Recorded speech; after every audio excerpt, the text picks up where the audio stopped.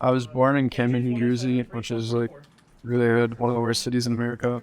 I lived there until I was about like 6, and then my mom got a better paying job and we moved like slightly outside of the city, but we were still really poor. I didn't have a game console at the time. I just like would go over to my neighbor's house and play there. I didn't get my first console until I was 9, and at that point, my mom just kept getting free stuff. So I got my first Xbox. It was Xbox One, and I started playing Call of Duty like full time basically. And I was playing like GBs and stuff like that, and then from there, I just kept on playing on console until I eventually made the switch to PC at around like 13. And I bought that with like round money that I saved up for birthdays and stuff like that. Most of the time you can't put a face behind a voice, so people just typically don't discriminate. Like there's little to no like true racism in gaming just because it's gaming. But there was definitely some like privilege differences.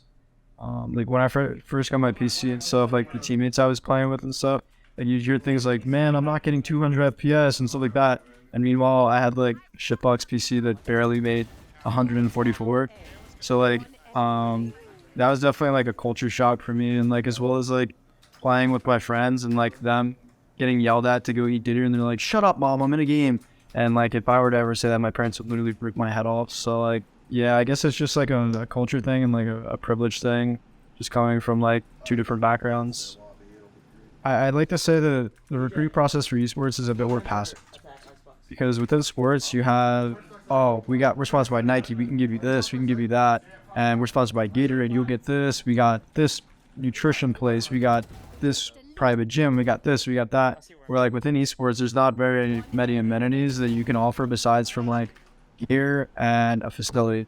So like if a school has those two things, then they really got to pitch it to you, or else they're just going to be like every other school that you talk to, because there's not very many differences between the colleges for esports besides money, gear, and facilities. That's about it.